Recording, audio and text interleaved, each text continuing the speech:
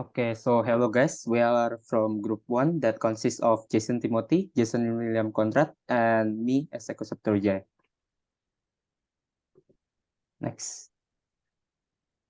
So this is the contents of this presentation. The first one is the attributes and the data types, and the second one is functional dependencies and why we need to add ID.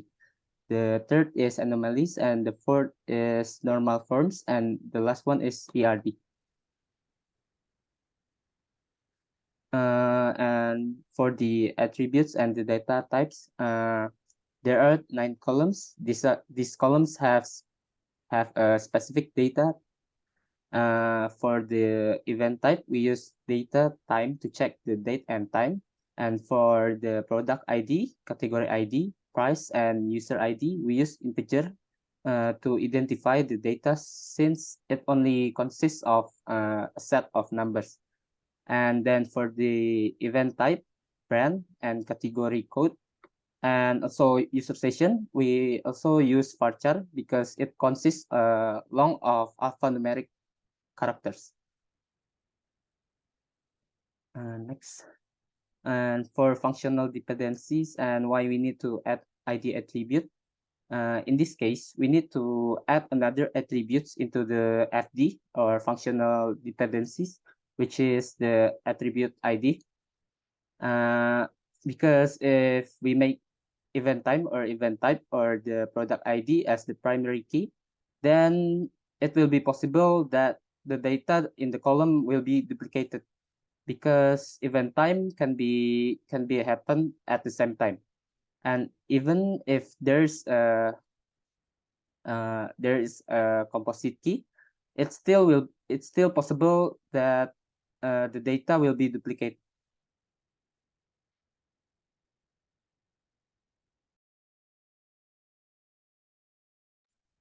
Okay, the next one is the anomalies of the data. Okay, the first one is insert.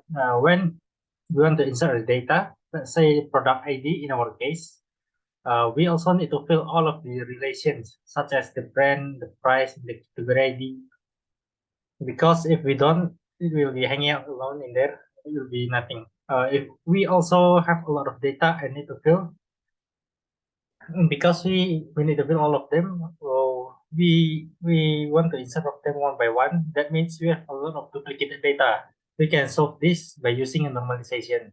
The next one is update.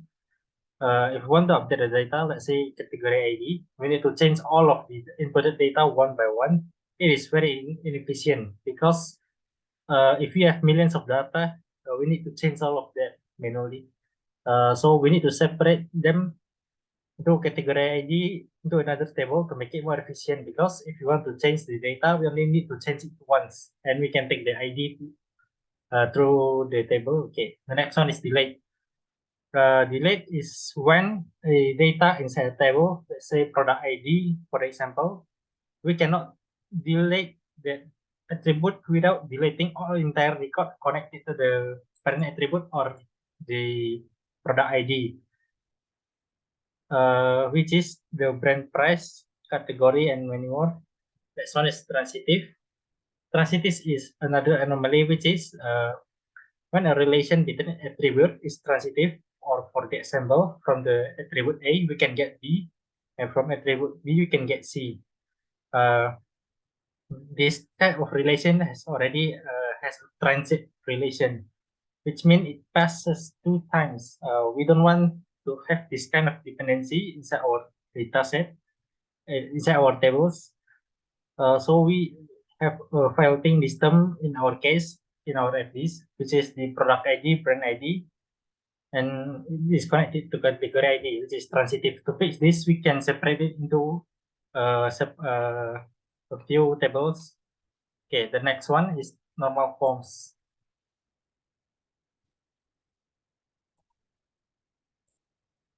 Okay, the first one is 1NF or first normal form.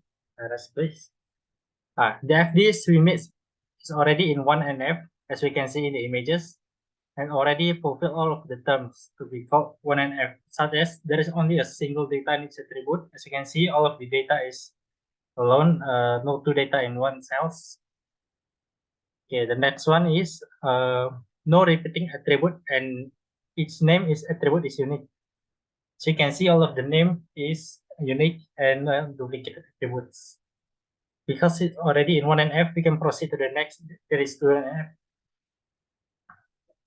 Okay, in the 2NF violation is the FDs cannot have partial dependencies. What is the meaning of partial dependencies? It is that when two primary key, or it's called composite key, that has one attribute dependent with the one of the primary key. In our case, the FDs is already fulfilled this requirement because our data set or the FDs have no partial dependencies, and all of the relation is only dependent on one attributes. So we have already fulfilled the 2NF. So we can proceed to the 3NF.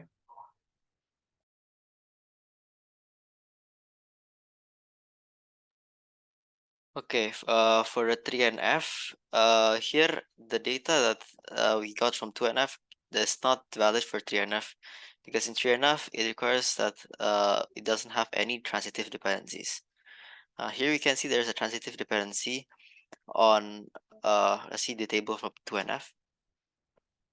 We can see here the transitive dependencies on the primary keys for ID, product ID, category ID, and user ID, where all four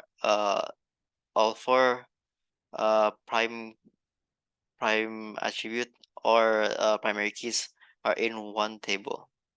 So to prevent this transitive dependency problem, we have to decompose the relations from one relation to four relations, which is a event relation, which consists of one primary key, which is the ID, and two other foreign keys, which are product ID and for user ID. Then we have a product relation with product ID as the primary key. Then we have also the category ID table with category ID as the primary key, and also the user table where the user ID is the primary key. After we get the TNF and we resolve the transitive dependency issues, we can proceed to the BCNF form.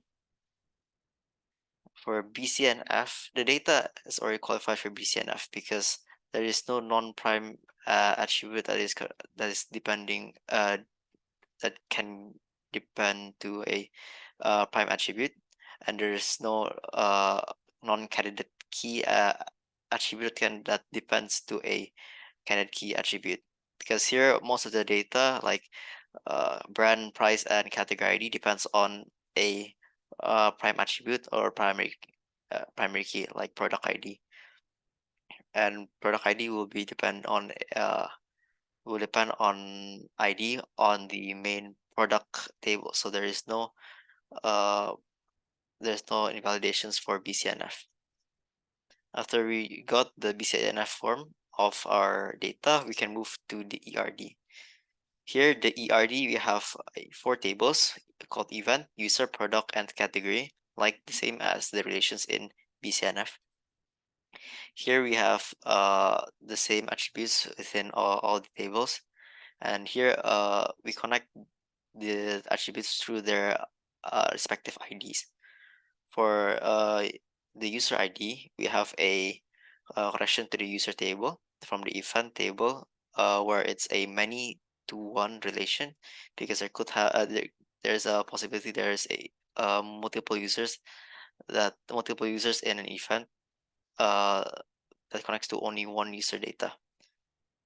We will also have a product ID which connects to product, and it's a many to one relation because there could be multiple products in an event that connects to one product.